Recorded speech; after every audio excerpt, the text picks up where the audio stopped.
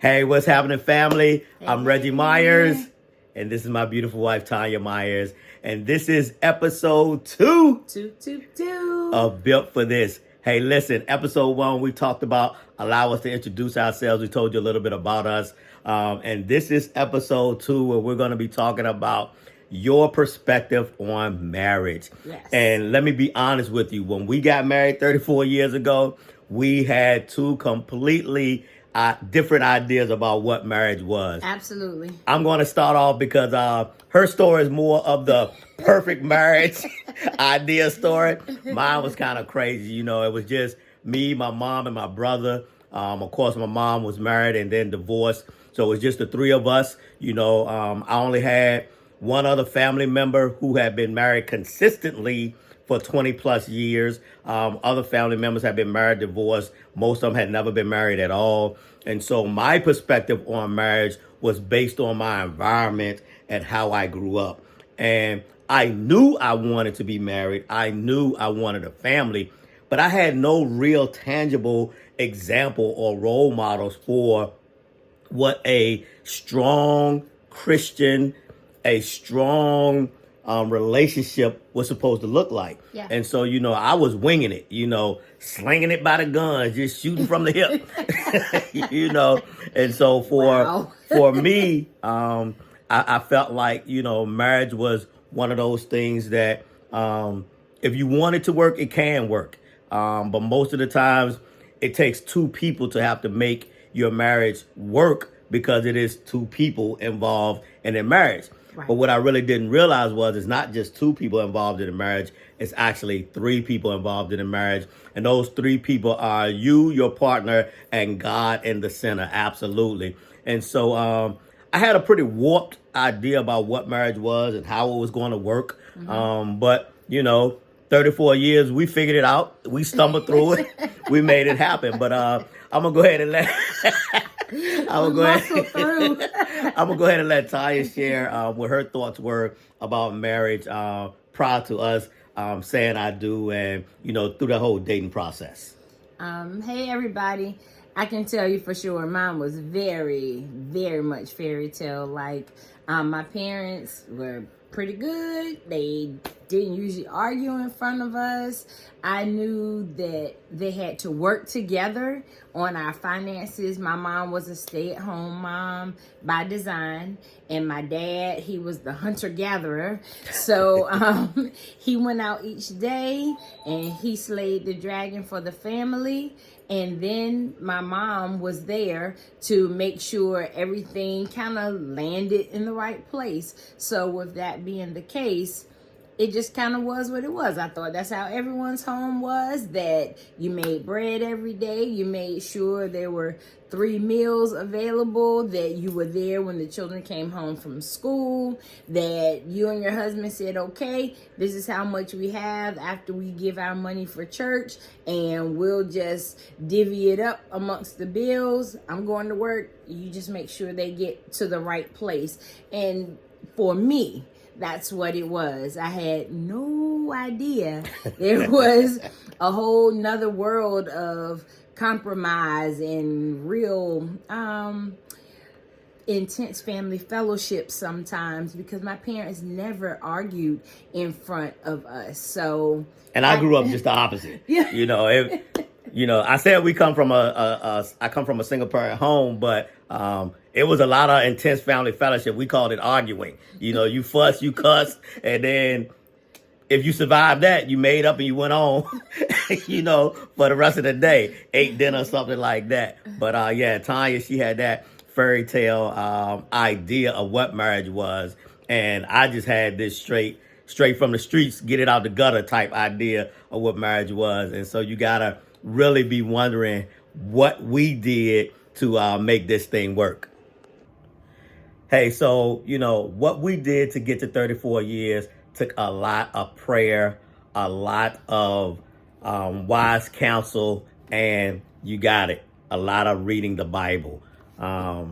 We couldn't have done it without all of that. And it probably would have been all my fault. But hey, babe, go ahead and, you know, finish your story. Well, I had a very rude awakening one day. I was an extremely hardworking, conscientious wife who really I loved being at home a lot. But okay, it's whatever. And I know that a lot of homes were two-person working homes, meaning everyone contributed, and that wasn't a problem. But for some reason on this particular day, my husband came home with a high expectation of something, whatever it was. I don't know or remember what it was, but I said, I've been at work all day. I have the kids. I got the food. I've done all I could in the house. In fact, I need $50 more to make this bill. And he looked at me and said, well, you go to work every day. Handle it. And my feelings were so hurt. I was like, I just practically melted into a puddle of tears. And I said, you're my husband. You're supposed to take care of me. My dad took care of us. So that right there showed we had two different perspectives, because his reply back was, I'm not your dad.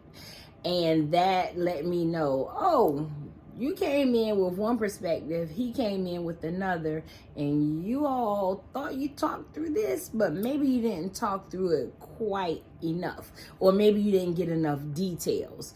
So that it did change my tone, it changed my thought.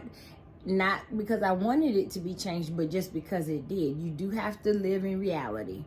So with that being the case, it did bring up something else for me.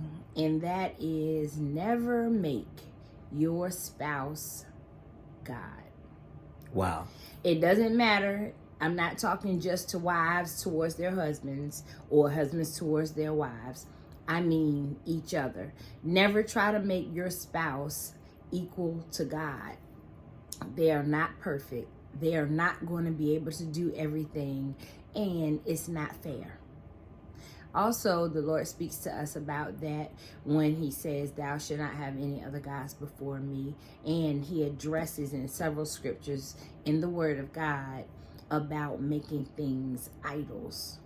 So even if it's a God with a little g, don't do that. That's not fair to your spouse, and spiritually it's unhealthy for both of you. Hey, that's so great. And you know, she's right. I remember that vividly. And it wasn't that I was trying not to be caring or loving towards my wife, not trying to meet her needs.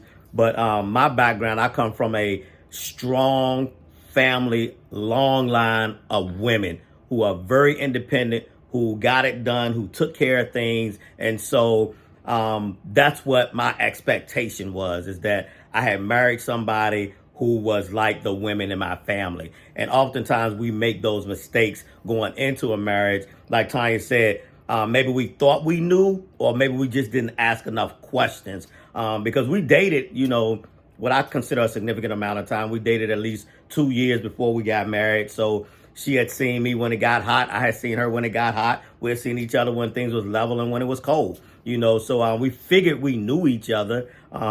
We did go to premarital counseling. That's another story for another episode. But but I think that's one reason why we're so passionate about Built for This and sharing our story, to help maybe drop some nuggets on you to be able to know that no matter where you are right now, no matter where you're trying to get to, you are built for this. Yes. And if you keep God in the center of it, everything will work out like it's supposed to work out. Whether you've been divorced, whether this is your first marriage, second marriage, hey, we're not here to judge you. We listen and don't judge. That's what our pastors say anyway.